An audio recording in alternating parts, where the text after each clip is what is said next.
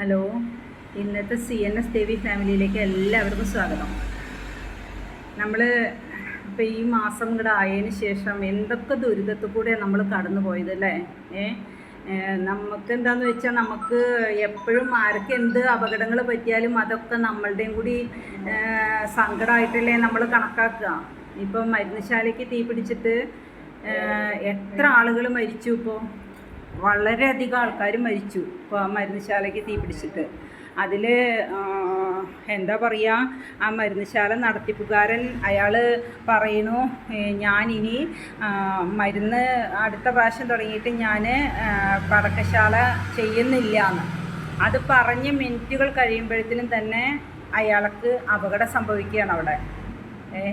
അപ്പോൾ നമ്മളൊന്നും വിചാരിക്കുന്ന മാതിരിയൊന്നുമല്ല കാര്യങ്ങൾ. അതേമാതിരി സ്കൂളിൽ നിന്ന് ടൂറ് പോയില്ലേ, സ്കൂളിൽ നിന്ന് ടീച്ചർമാരൊക്കെ കൂടി ടൂറ് പോയി അവരുടെ വാൻ അപകടത്തിൽപ്പെടുന്നത്. അത് ഞങ്ങളുടെ LIC ഓഫീസിൽ നിന്ന് ഏജൻറ്റുമാർ ട്രിപ്പ് പോയിട്ടുണ്ടായിരുന്നു. അവർ പോയ സ്ഥലത്തേക്ക് തന്നെയാണ് പോയത് കേട്ടോ. അപ്പോൾ അത് പോകുമ്പോൾ ഞാനൊക്കെ അതിൽ പോകേണ്ടതായിരുന്നു. പക്ഷേ എനിക്ക് യാത്ര ചെയ്യാൻ പറ്റാത്ത കാരണം ഞാൻ പോയില്ല. അപ്പോൾ എൻ്റെ കൂടെ എൻ്റെ ഓഫീസിലത്തെ ഫ്രണ്ട്സ് എന്നോട് പറയുക, അവർ ഈ മരിച്ചതിലത്തെ ആ ഒരു 10 വയസ്സായ കുട്ടിയെ കണ്ടൊക്കെ ഉണ്ടല്ലോ, അപകടം പറ്റിയില്ല, ആ കുട്ടിയെ കൊണ്ട് ഫോട്ടോ എടുപ്പിച്ച് അവർ അവിടെ തേയിലത്തോട്ടത്തിൽ അവരൊക്കെ ഒന്നിച്ച് നടന്നിട്ട് ഫോട്ടോ എടുക്കലൊക്കെ ഉണ്ടായി. അത് കഴിഞ്ഞ് തിരിച്ചു പോരുമ്പോൾ മിനിറ്റുകൾക്ക് അകം ആണ് ഇവർ ഈ മൊബൈലിൽ ഈ വാർത്ത കാണുന്നത് മരിച്ചു എന്നുള്ളത്. അപ്പോൾ തന്നെ അവർ പറഞ്ഞു, അയ്യോ ഇപ്പോഴല്ലേ നമ്മൾ ഇവരായിട്ട് സംസാരിച്ചതെന്ന്. അപ്പോൾ വിധി എത്ര ക്രൂരമായിട്ടാണ് ഓരോരുത്തരോടും പെരുമാറുന്നത് അല്ലേ?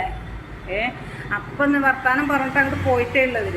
അപ്പോൾ അത്രയും വേഗമാണ് നമുക്ക് ഓരോരുത്തർക്കും മരണം പിന്തുടരണം, നമ്മളുടെ ഒപ്പം മരണം. അതൊരു വല്ലാത്തൊരു അനുഭവമാണ് അതല്ലേ അല്ലേ? ഇപ്പോൾ എത്ര കുട്ടികൾ മരിച്ചു, അതേമാതിരി കുളത്തിൽ വീണ് മരിച്ച്. ഈ മാസം എന്ന് പറഞ്ഞാൽ മൊത്തത്തിൽ നമുക്കൊരു മരണങ്ങളുടെ മാസമായിരുന്നു അല്ലേ? എല്ലാവർക്കും ഒരു സങ്കടപ്പെടുത്തുന്ന കാര്യങ്ങളാണ്. ഇനി ആർക്കും ഒന്നും വരാതെ കണ്ടേ ഇരിക്കട്ടെ എന്ന് നമുക്ക് പ്രാർത്ഥിക്കാം. നമുക്കതല്ലേ പറ്റൂ.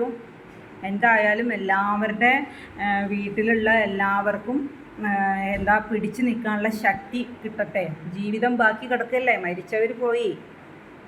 പക്ഷേ ജീവിച്ചിരിക്കുന്നവർക്ക് ബാക്കി ജീവിതം ജീവിച്ചേ പറ്റൂ, എന്തൊക്കെ ദുർഘടങ്ങളുണ്ടായാലും. അപ്പോൾ അവർക്കൊക്കെ തുടർന്ന് ജീവിക്കാനുള്ളൊരു ശക്തി എവിടുന്നെങ്കിലുമൊക്കെ ആയിട്ട് കിട്ടട്ടെ. അതേ ഇപ്പോൾ നമുക്ക് പറയാനുള്ളൂ. ഓക്കെ.